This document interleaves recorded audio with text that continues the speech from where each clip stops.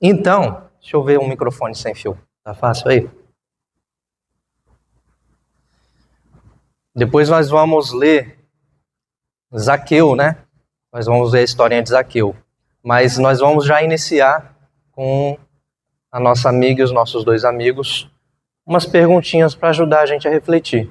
Nada demais, não vai cair na prova, podem ficar tranquilos. O que acontece quando a gente deixa o mal entrar na nossa casa ou no nosso coração? A gente tem comportamentos ruins. Comportamentos ruins. Jesus fica triste. Pode acontecer uma coisa ruim? Pode acontecer uma coisa ruim. Muito bom. Crianças, Jesus e adolescentes. Crianças e adolescentes. Jesus quer entrar na nossa casa e no nosso coração. Lá em cima da árvore, Zaqueu estava longe das pessoas. Quando a gente sobe na árvore, a gente fica meio longe do chão, né? Vocês concordam? Muito bem. Mas Jesus disse: desce, vamos fazer da sua casa um lugar de amor. Ter Jesus perto faz a gente cuidar das outras pessoas. Vocês concordam? Você já teve alguma experiência assim, de Jesus estar perto e te ajudar a cuidar de outras pessoas? Se sente mais acolhido. Mais acolhido e ajuda. Vocês tiveram alguma experiência assim? Você lembra? Não lembra, mas teve.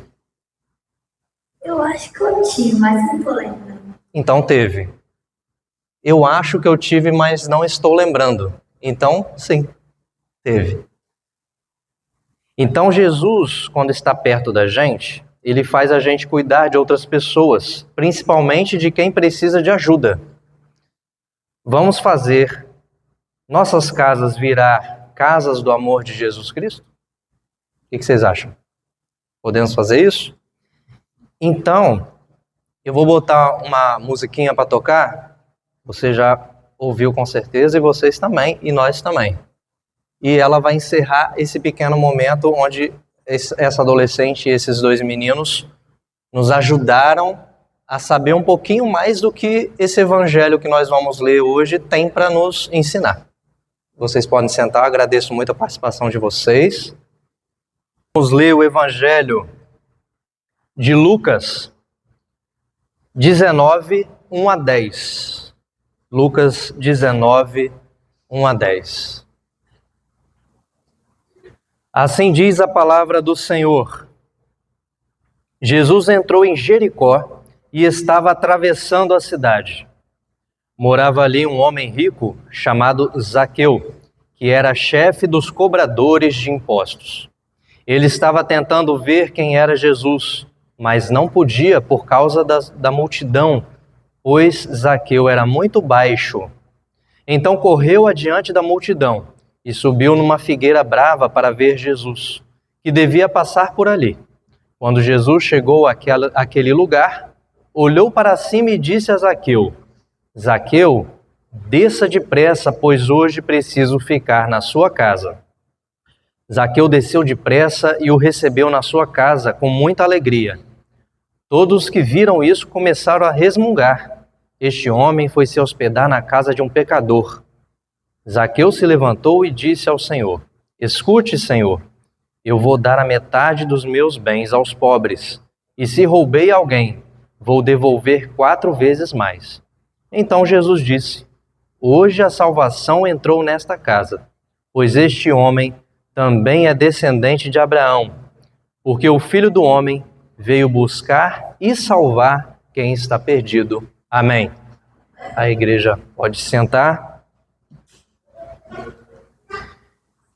Como está aí,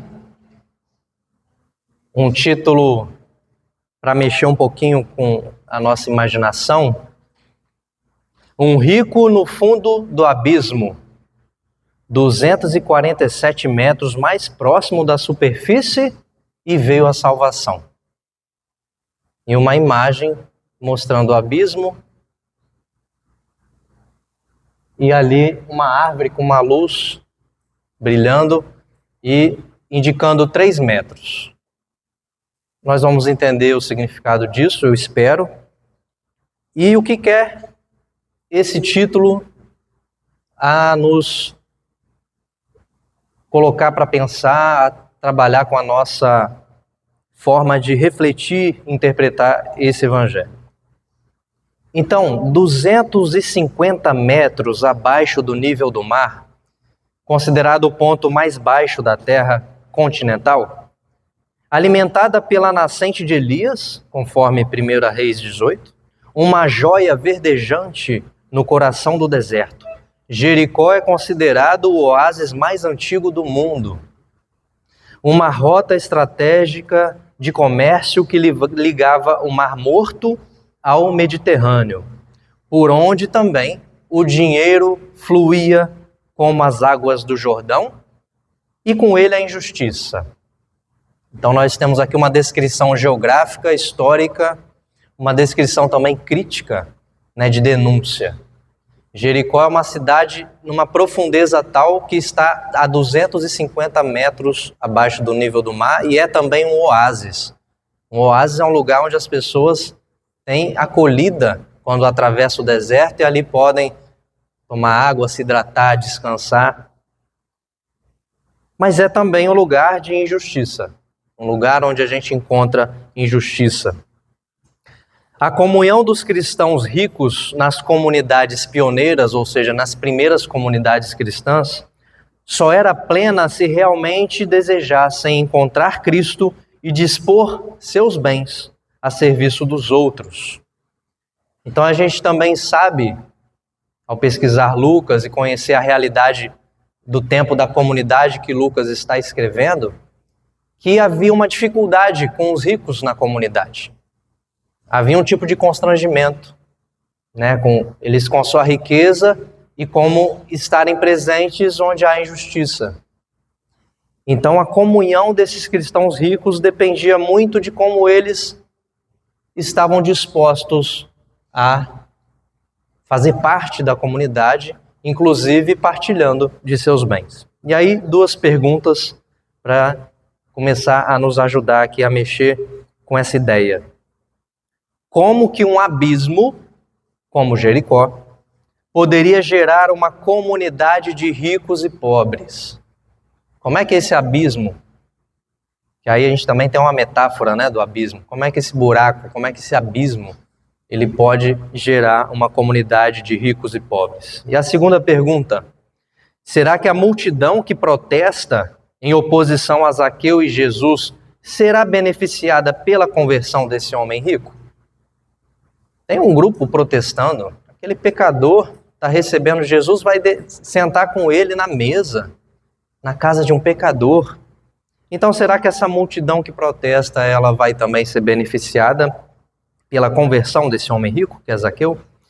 Veremos que tudo faz sentido quando Jesus é recebido no lar de Zaqueu, pois a presença de Deus só pode alegrar o coração humano.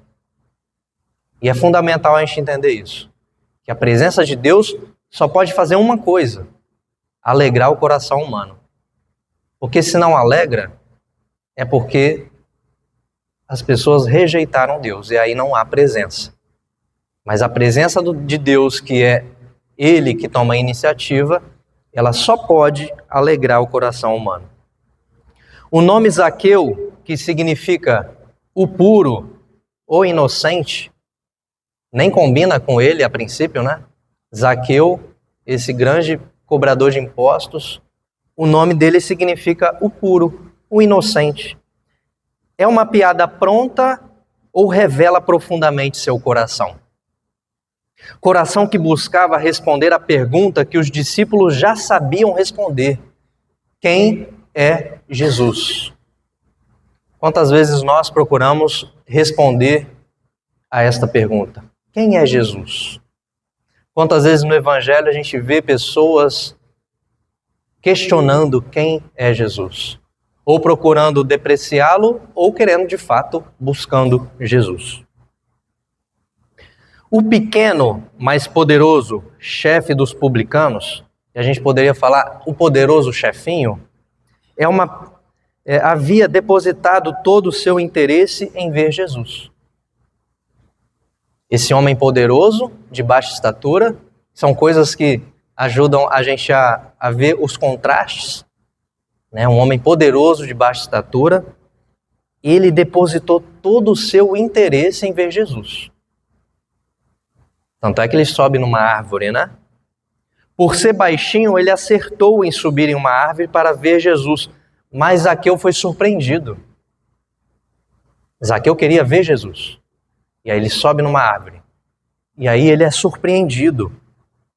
Pois Jesus não se contenta em simplesmente passar por ali, porque Zaqueu sabia que ele passaria naquela rota onde estava aquela árvore. Ele pretendia ver Jesus. Mas a surpresa foi que Jesus não se contentou em simplesmente passar. Ele levanta os olhos e vê Zaqueu. E é muito importante porque nós estamos falando de um sentido humano que é do olhar. O olhar é muito importante. Dizem que o olhar é a janela da alma, né? Os olhos são a janela da alma. O olhar, ele cria conexões. Então Jesus, ele levanta os seus olhos e vê Zaqueu. A troca de olhares dá início à construção da resposta à pergunta: quem é Jesus? Quando eles se olham, Zaqueu começa a construir a sua resposta à pergunta: quem é Jesus? O olhar misericordioso de Jesus é um gatilho de bondade. Nós que sofremos muito com ansiedade temos muitos gatilhos, né? Nós também que sofremos com as nossas rinites temos muitos gatilhos, né, Fernanda? As nossas médicas de crianças, elas sabem e nos falam dos gatilhos para diversas situações. Então, na nossa vida há muitos gatilhos e normalmente a gente fala de gatilho como algo negativo. Mas aqui existe um gatilho positivo. O olhar misericordioso de Jesus é um gatilho de bondade. Desceu imediatamente e acolheu o viajante com prazer, ao contrário de outro homem rico que se retirou entristecido. Lá em Lucas 18 a 30, um homem rico chega a Jesus e fala que ele já fez tudo o que a lei manda. Né? Que ele fez tudo, eu estou pronto, eu fiz tudo. E após cumprir então os mandamentos, Jesus chama esse rico e fala: vende tudo então e me segue. E aí ele se entristece. Então, ao contrário desse homem rico, que se retira entristecido, Zaqueu recebe Jesus com prazer.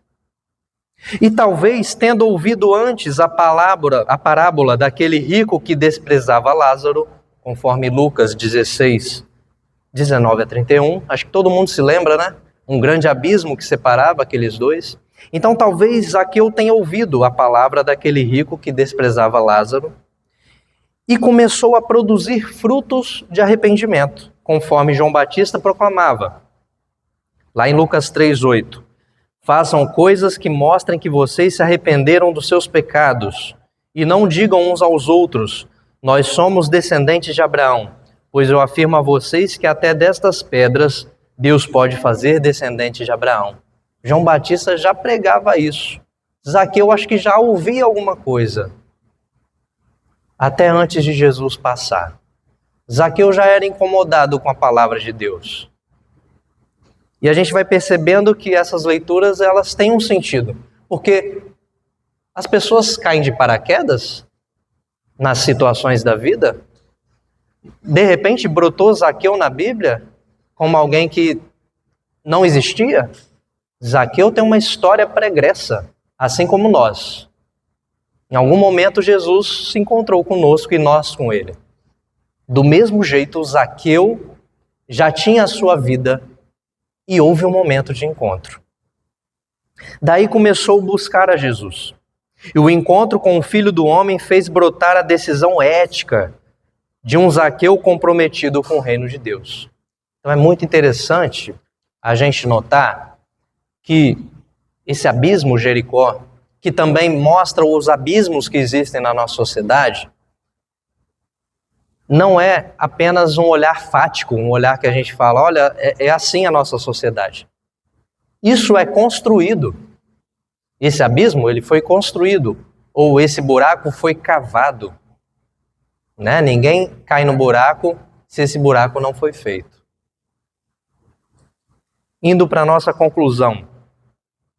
Zaqueu não apenas cobrava pesadas taxas dos pobres, mas levou muita gente ao abismo da humilhação total. Então a gente precisa olhar, quando fala desses pobres, de quem Zaqueu cobrava, e ver que existem categorias de pobre. Olha, tem gente que é pobre, sofre muito, ganha pouco, mas ainda assim consegue sobreviver. Ainda mantém sua casa, ainda mantém sua alimentação, ainda consegue sobreviver. Mas tem gente que é tirado tudo. Pessoas que estão na rua. Então esses pobres sofrem ainda mais as cargas. Então Zaqueu não apenas cobrava pesadas taxas dos pobres, mas levou muita gente ao abismo da humilhação total. Um contingente em situação de rua. Isso a gente pode constatar na nossa realidade. Sem teto, sem terra, sem dignidade, sem acolhimento. Pessoas sem acolhimento. E aqui a gente está se unindo ao que nós trabalhamos com as crianças e com a nossa adolescente há pouco. A necessidade de acolhimento. A necessidade de Cristo no nosso lar, na nossa casa, que também é a comunidade, por causa da necessidade, da prioridade de acolhimento.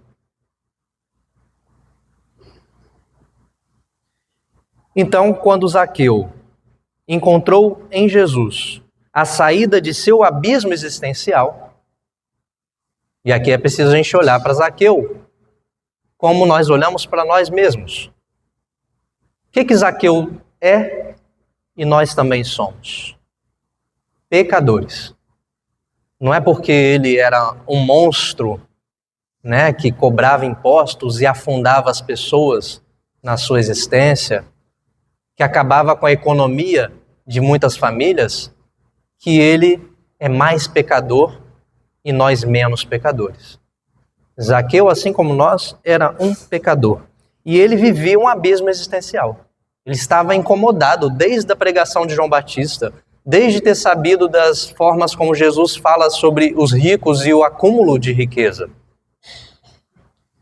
Então, Zaqueu ele começa a sair desse abismo existencial no encontro com Jesus. Também muitos pobres saíram do fundo do abismo. E isso é muito interessante. Que quando alguém que é muito poderoso se converte, um mar de gente também é beneficiado. Zaqueu não eliminou o abismo entre ricos e pobres. Ele não conseguiu fazer isso. Mas fez tudo o que podia fazer de forma ética.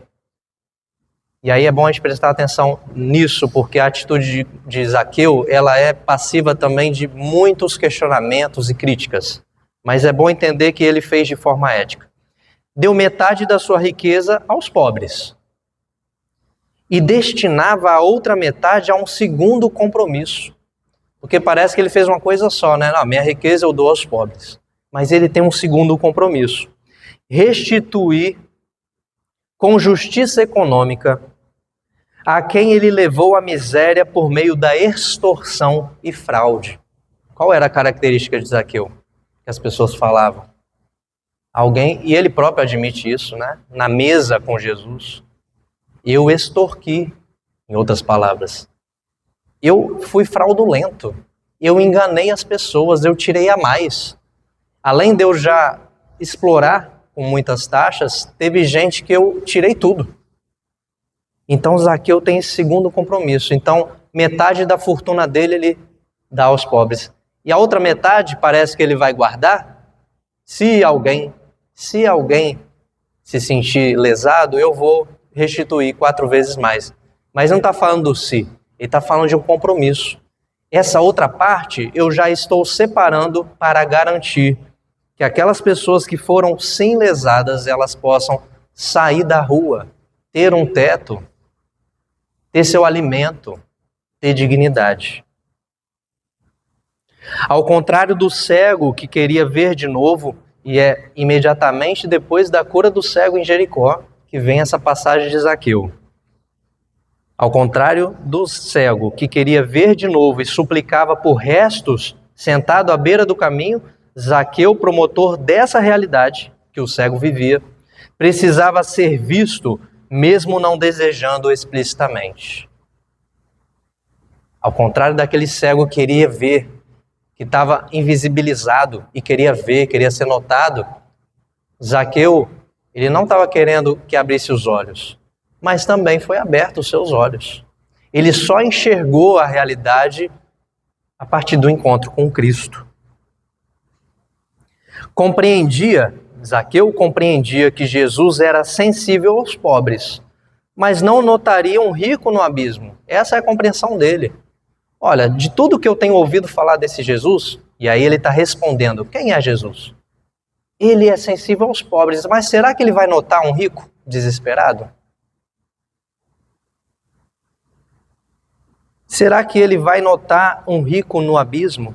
Ficar a cerca de 3 metros do fundo do abismo, ou seja, em cima da árvore. A 3 metros. Em cima de uma árvore foi uma atitude de fé em Jesus Cristo. Dali ele viu o sofrimento, mas também viu a esperança. E aceitando descer para o horizonte da realidade terrena, participou da salvação. Olha que atitude bonita de uma pessoa que a gente condena, assim como a multidão, né? Uma atitude linda de alguém que percebeu que todo aquele poder e riqueza estava oprimindo e ele pôde ver isso. E ainda de cima, como os poderosos, e dali ele desceu para viver a realidade. Este filho de Abraão reconciliou-se com a autonomia solidária presente na promessa feita a todas as nações. A salvação de Zaqueu foi salvação dos pobres, comunidade em comunhão plena. A casa de Zaqueu, que inclui a sua família, tornou-se lar que acolhe o caminho. Que Deus nos ajude a destruir as relações de poder que geram desigualdade. Que este evangelho sensibilize os ricos, pois a presença de Deus só pode alegrar o coração humano. Amém.